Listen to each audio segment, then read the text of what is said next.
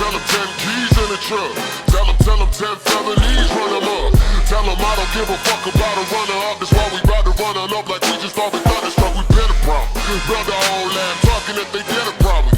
Brought a whole gang and we run on anybody.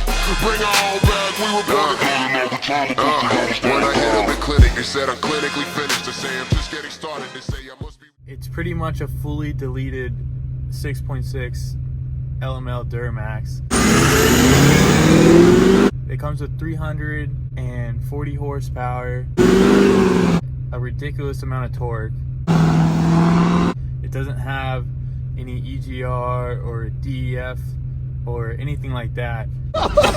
20 inches of travel, fully independent suspension, high pressure gas shocks. The doors weigh like 700 pounds.